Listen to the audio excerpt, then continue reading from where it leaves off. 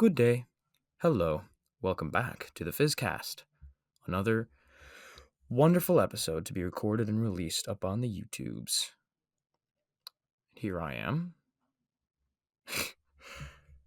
Actually came into this with a topic and I had to introduce it like that.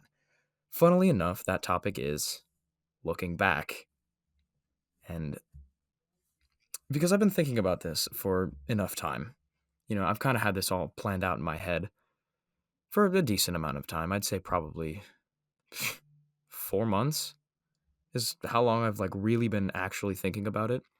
And now that it's kind of going into action, it's making me really happy. But one of the primary motivators behind what I wanted this to be was I almost no, I didn't want to say that. I didn't want to be the type of person to look back on old content or old videos and just cringe, just be like, "Oh my gosh, what was this kid thinking?" And I don't think, as I mature, that my voice will. I don't think I'll ever fail to cringe at my old tone of voice or the way I talked and stuttered and sputtered over every single thing I wanted to say. But I don't want to look back at my thought process specifically and wonder why I was so weird or naive or just anything like that. I don't want to look back and see that. I don't want to have that be the image of me.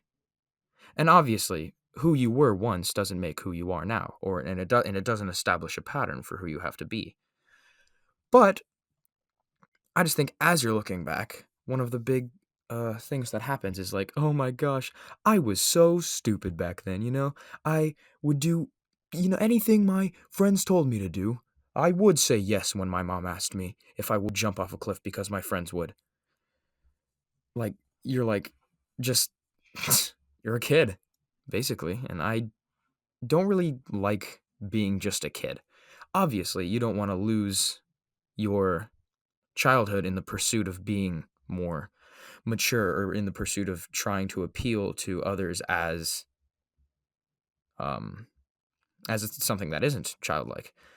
But it's important to have not too much of either. Now, obviously, you can't expect an 8-year-old to be mature in every single situation simply because they haven't grasped the concept of why it's important to behave in such ways. But as they grow up, they'll realize and look back as to why they'll realize why doing that is wrong. Like being immature and yelling and screaming and throwing tantrums at a supermarket is a bad thing. But that doesn't mean that that was who they were as an 8-year-old. They weren't just a kid who screamed because their mother didn't get them chocolate chips or something. Uh, but there's a lot of good things that happen in your past, in your childhood, when you aren't expected to behave as a functioning human being. You're just able to just go out and say things, and people still find it cute. And I feel like that's a good thing to utilize. But there comes a point when you do have to grow up, and you do have to be a good person. You can't just be immature all of the time. I am a very immature person when it comes to friend behavior scenarios. When I'm with my friends, I am just a goofy, wacky, wild person in pretty much every aspect. But I feel like I'm relatively good at taking things seriously when they need to be. And I think part of that comes from the way I was raised, which is a massive, massive part of looking back, is who made you who you are. And I think it also has to do with my friends in general, because I think that a lot of them are the same way. I'm friends with a lot of other goofy, crazy, wacky, wild people, but I've had very genuine conversations, very deep and heavy topics that have been discussed. And for that, I can be extremely appreciative because it's made me learn that you don't have to be silly and goofy all the time. You can still be a goofy, wacky person, but that doesn't have to be all you are. You don't have to be the class clown all the time because you make everyone laugh. It's also good to look around and see how important things really are.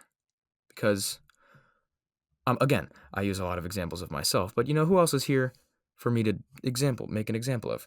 I am a type of person that likes to use humor to distract me from everything. Pretty much everything. I humor to distract me from schoolwork in the sense of like YouTube videos or whatever, or humor to deflect negative emotions. Like when I'm feeling sad, I try, and I'm talking to my friends about it, I try and make light out of it by just making stupid jokes or, you know, sending videos or memes, reaction images within the context of my situation. And I like that. But I know that not all the time that's what other people need. Other people try and stay as far away from humor as they possibly can when they're in situations like that. And I can totally understand that. I can definitely feel why you wouldn't want to just be happy in a time where you feel you have to be sad. Because I've been that way as well. There have been times where I actively ignore joke telling or conversating with funny people or getting on the internet in any way, shape, or form just to kind of sit there and sulk and wonder why I'm so mad or sad or just any negative emotion, confused, stressed out, anything like that. And that's mostly after a fight, after big old fights that you have with people, because you don't just want to. I said this before, I'm fairly sure, but forgive and forget can be a rather dangerous mentality in the sense that you won't be able to learn if you just move past it instantly. You kind of have to dwell on things in order to realize why they happened. Because if you don't take a good enough look at things, they will just fly past you. They'll just be gone, and you won't be able to prepare for the next time that it does happen. And being prepared is always helpful. Being prepared often relies using the past to help you in the present, and trying to segue back into getting on topic, looking back is can be very helpful in preparing for situations that you've encountered before, be them important or relatively important or relatively unimportant. I say that to use an example like games, where unless you're doing them for a living, like a professional or whatever, they're relatively unimportant, but you can still use the past to improve yourself in the future by looking back at the things that you've already done, and if they didn't work, and if they did work, you can do them again. Or very important things, like talking people out of doing really bad things. If you've encountered people like that before, and you've spoken with people like that before, you might be able to apply the same, or with different wording, but you might be able to apply the same tactics as you did last time to this and help another person be better, to get better. And so that looking back at the past part, it's good to just take a look back, good to just see it from a distance. If you get too wrapped up, if you walk towards it and then just get all wrapped up in the past, you'll realize why it's in the past. Or hopefully you'll realize why it's in the past. If you don't, then you'll be stuck there. And being stuck in the past is a very dangerous place to be, because you can't get out of it unless you accept that what happened happened. But yeah, make sure to just look at the past, observe it from a distance, use your binoculars if you need to, and make sure not to get wrapped up in what is already done.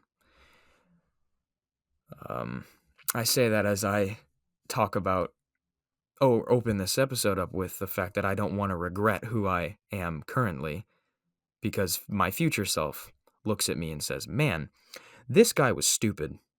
Glad I'm not him anymore. But hey, I don't know how I'm going to be in 10 years. I just don't. That's just a fact. No one really does. You don't know where you're going to be, how well off. But I guess that's a topic for another day. That has been 10 minutes of sporadic content from your good old friend Physic. Alrighty.